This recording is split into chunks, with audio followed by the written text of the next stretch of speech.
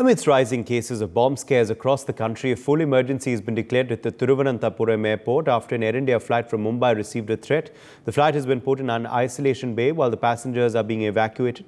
Similar threats were recently targeting 41 airports across India when they received hoax bomb threats. On an email on the 18th of June, officials had said airport directors received identical emails from the same email. Airports in Jaipur, Nagpur, Varanasi and Patna, amongst others, received similar threat emails. On May 27th, Mumbai police received a call indicating the presence of bombs in Chhatrapati Shivaji Maharaj International Airport. On 28th of May, Indigo flight 6C2211 from Delhi to Varanasi faced a bomb threat at the Delhi airport. On May the 12th, the Ajia airport received bomb threats through emails as well. These are the latest updates coming in. Alarming situation there at the Thiruvananthapuram airport in Kerala. Mohammed Afsar joins us for more details on this story. Mohammed, what is the situation now in the Thiruvananthapuram airport and this particular flight? Thiruvananthapuram में अब सब कुछ ठीक है क्योंकि आपको सुबह की बात बताते हैं। सुबह 7:30 बजे के आसपास एक मेल आया एयरपोर्ट अथॉरिटी को कि एयर इंडिया की फ्लाइट जो मुंबई से तिरुवनंतपुरम पहुंची है उसमें बम है। और इसके बाद तुरंत एयरपोर्ट अथॉरिटी हरकत में आई, तुरंत उसे आइसोलेट करके उस एयरलाइन को, उस फ्लाइट को आइसोलेट करके उसे लगाया गया।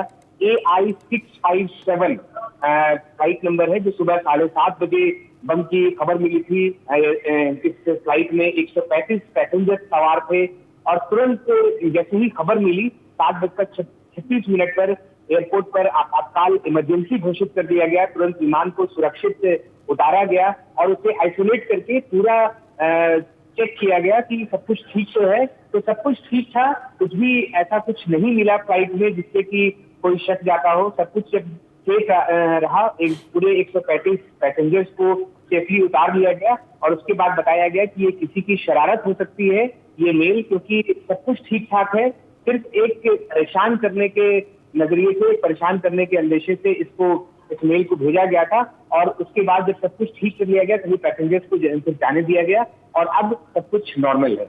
मोहम्मद अफसर, ये एक चिंताजनक पैटर्न है क्योंकि एक आइसोलेटेड इंसिडेंट नहीं है। कई ऐसे वाकया सामने आए हैं कि विभिन्न एयरपोर्ट देश के को ऐसे ईमेल आए थे और कुछ ऐसे फ्लाइट्स में भी बॉम्ब को लेकर ये ईमेल सामने आए हैं।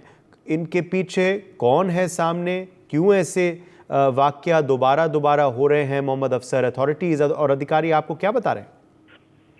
हाँ बिल्कुल, इस पर अभी जांच की जा रही है कि ये मेल कहां से आया था, ऑरिजिन क्या था, आईपी एड्रेस से ट्रेस किया जा रहा है। क्योंकि सिर्फ कल शाम की ही बात करें, पिछले कई दिनों की बात करें तो कंटिन्यू ऐसी बातें आ रही है कि जब कभी मेल आता है, कभी फोन कॉल आता है कि बॉम्ब है या अगवा कर लिया जाएगा, अपहरण कर लिया जाएगा, इस तरह की खबरें आ रही हैं। और कल रात की बात अगर करें तो यूके की फ्लाइट में भी ऐसी धमकी मिली थी जो विस्तारा की फ्लाइट थी UK 966।